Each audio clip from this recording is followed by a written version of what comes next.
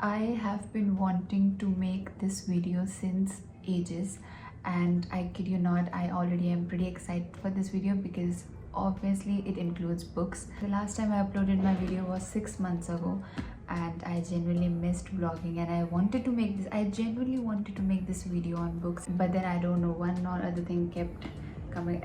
Every time I felt like I think I'll make video on books, I kept adding more books on my list, and I'll be very honest, it's been very difficult for me to filter out top 10 books which I'll recommend you, because there were so many books which I wanted to recommend you every single book that I have read till this day. But then for now I have got 10 books that you will never regret reading. So I think I would like to start obviously with my favorite author, Khaled Hosseini's book. I think this is the only book that I would want to read again. I want people to suggest me this book if I ever lose my memory, because just saying it hypothetically, he does some magic to his work. I kid you not. When I say that he breaks and heals my heart at the same time, I mean it with every single inch of my soul. You know what he does? He has written 3 books, The Kite Runner and The Mountains Echoed. And The Mountains Echoed also. But I think I would suggest this one first. If you are new to his work, then I would suggest you this one. There is a movie also on A Kite Runner, but I would not recommend that movie at all, because that movie did not do any justice to what he has written in his books. So I don't think that I would recommend you the movie, but I would recommend you this book. If I have to put it in a right way, he does not writes about delusional things, but he writes something that is too close to reality. Talking about this book, it's a deeply emotional and powerful story set in Afghanistan, spanning over 3 decades of conflict between Soviet invasion and the rise of the Taliban. It is focused on 2 Afghan women, Mariam and Leila, ended up marrying the same men. And this is not the only thing which is being discussed. It talks about female friendship, patriarchy, war, love and sacrifice. Plus the ending broke my heart in some way, but then again, it's Khaled Hosseini's work. I don't know, ending at the same time felt like a warm hug also. No matter how much I talk about this book, this is the book that you should read at least once in your lifetime. At least once. Even if you are not into war novels and all, still you should read this one. I didn't cry while reading this book, but then I shed few tears. I would highly recommend this book, because this is one of the best books that I have read so far. So far. Guys, I'm being very honest. I don't know if I should recommend you this book or not, but then I'm still recommending it. It's A Little Life. I really am not sure if I should recommend you this book or not, because it's that traumatizing. The only word you're looking for this book is traumatizing, but then it traumatizes you so good that you get so hooked to it. I think the people who read this book already, I think they would relate to me. Just a little spoiler I would like to give you, that nothing gets better in this book. Nothing. It will till the end of this page. 720 pages. For 720 pages you want to be traumatized so bad. It's just a warning, and you feel like, okay, now it's gonna get fine. Now it seems like, okay, something good is about to happen. Let me warn you, hold your horses right there and just get ready for what is coming. Just get ready for what's coming. And when you search about this book also, you will get warnings also tagged along with it, saying, just mentioning things that when you should read it and when you should not read it. And I clearly did not see the warnings, because I was like, how bad it could get, how worse it could get, and turned out pretty bad. I think I was just 100 or 150 pages in, and this book scared me so much that whenever I used to sleep, I used to dream about the incidents which were happening in this book, and that was so scary for me. So I think for a week or maybe more than that, I slept with mama for an entire week. But then again, this book keeps you so hooked that I used to turn my mobile torch on at night and would read it and get traumatized again. I don't know for what, but then get traumatized. I just am recommending this book to someone who just wants to have bad cry and just wants to f up their mind. Since I think for next 1 to 2 months I could not even touch this book. I used to feel so scared. I don't think I'll explain what this book contains, but I would say this book contains male friendships, abuse, shame, platonic, romantic and unconditional love, disability and chronic pain, child abuse, sexual assault, self-harm, suicidal thoughts, psychological trauma, you name it. You name the worst things that could happen to a person, and this book contains all of those things, or maybe more. That is the only thing I would want to say. I don't, it's up to you. If you want to read it, you read it. If you don't want to read it, that's completely fine. But then this is one of those books which will make you cry so bad, and that will make you rethink your decision of reading this book. So I'm just giving you clear warning, and when you read it, it gives clear warning that you should not read it at night time especially. So I would say just do as you wish. Another one I have is As Long as the Lemon Trees Grow. I got to know about this book. I think someone texted me asking about my review on this book because I recently uploaded a reel on this one, so maybe they thought that I have read this one. I had this book on my list, but then this book was not available at that time in Kathmandu. If you have read 1,000 Splendid Suns, or if you are planning to read and if you really liked it, then I think you should run for this one because it is also pretty similar to 1,000 Splendid Suns. This book talks about Syria, which is being neglected by entire world. Plus the plot twist made my heart shiver for real. It explains entire story from the perspective of person who is stuck in a war. This book follows the story of Salama, who was working in the hospital during the war. There are so many incidents in this book, war incidents, that will make you picturize entire situation in front of your eyes, and that will just make you so emotional and sad also at the same time because it's too close to reality. It really talks about the real situation that is going on over there. The main character Salama also hallucinates a lot, and whenever she is anxious, panicked, or maybe whenever she needs to make some decision, she sees an image. She hallucinates a lot, and that is also one thing that will keep you interested in this entire story and which will make the story even more interesting to read. I think this writer has written this one book only, I guess, up till now, and I'm waiting for the next one because she writes good. Another book that I would like to recommend you is The Stationery Shop of Tehran. Very sweet book. Obviously it's heart-wrenching, obviously it has sad ending. Again, it's a war novel, but it's way too sweet. The story begins in Tehran during a politically tense time period in Iran. Roya, being a young dreamy girl who loves reading books, who likes spending time in stationery shop. This book talks about endurance of first love, which is so beautiful and so pure. But then again, it discusses about the memory, grief, loss, sacrifice, like how fate works, how fate and living can change everything. Plus this book is so sweet and special to me because when I used to read this book, I used to attend 2 classes in 2 different locations, and between those 2 classes I used to get, I think, an hour or 2 of time duration, and I used to visit this cafe where I would just order my coffee and I would read this book. This book is set in similar kind of locations, you see, when they were meeting and everything like that. I don't want to give you too much spoilers, but then I don't know, it felt so similar at that point, and that is why this book is so special to me. It's not as heart-wrenching as other books that I have suggested you up till now regarding war novels or maybe A Little Life. I think this is the sweetest book, in at least in my category, because I have mostly war novels, sad ending, heart-wrenching, or murder mysterious books and all. So I think this is the only book you can say ki, okay, this is a little lighter than as compared to other books. Another book I would like to recommend you is Verity by Colleen Hoover. It's one of her most shocking and suspenseful novels, completely different from her typical romance books.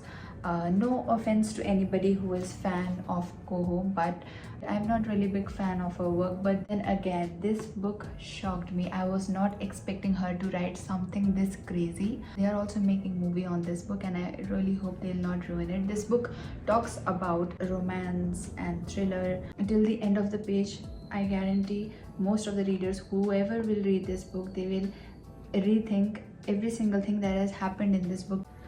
Another one I've got, again a psychological thriller with a huge plot twist, The Silent Patient. The main character, who is a famous painter, found covered in the blood, standing right beside the body of her husband, who has been shot in the face 5 times. After the murder, main character stops speaking entirely, not even a single word, and placed in a secure psychiatric facility called the Grove. After that, a criminal psychotherapist becomes obsessed with her case and takes the job at the Grove and try to make her speak, find the truth behind the murder. It's a mad read, I must say. Plot twist at the end will make you reframe everything you have read so far. Hyped for a reason. Another one I've got, it's light read. It's not related to murder, it's not related to thriller, it's not related to war novels and all. Another one is Tuesdays with Morrie. It is good for someone who wants to get into reading. It's small. I know a lot of people don't want to read books when they see the amount of pages it contains, so it is just 200 pages. Tuesday with Morrie's so sweet book. It's a deeply moving story related to life, death, and the things that matter the most in our daily basis. The story starts from a successful sport journalist who feels empty despite his career success.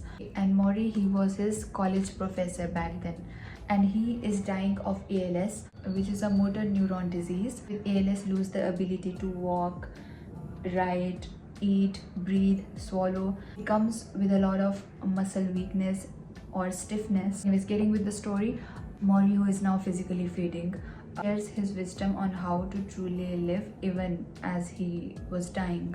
And the thing is, it is a true story, and he used to record their sessions together. It's not even session, they just used to meet casually, and whenever Morrie talks about anything related to life and all, then this sport journalist, he used to record all those things. Later on, he converted everything into this book.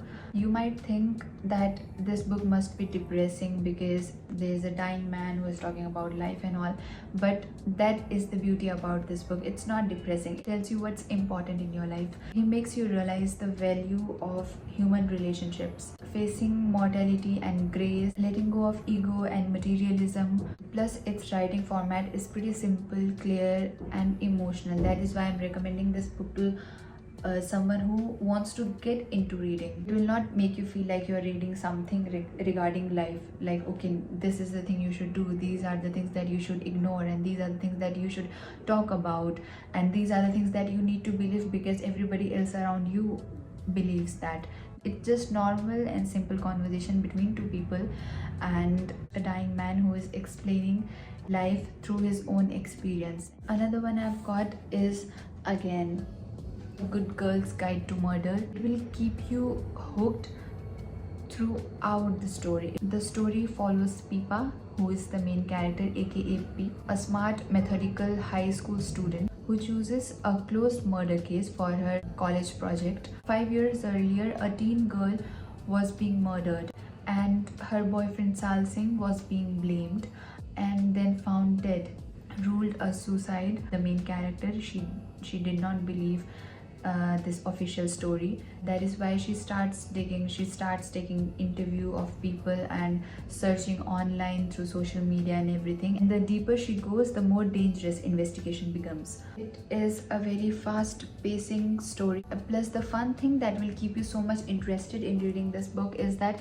you will end up doubting every single character that comes up in this book. Whenever something happens and whenever there is a new character being introduced, you will end up doubting that.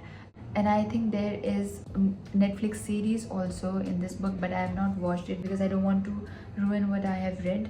The other two books of the same series, I think Good Girl, Bad Blood and As Good as Dead. I have not read because I saw some of the reviews that said that they were not good. If I genuinely am interested, I don't check for reviews. I just read it and I'll decide it by myself that if it's good or not.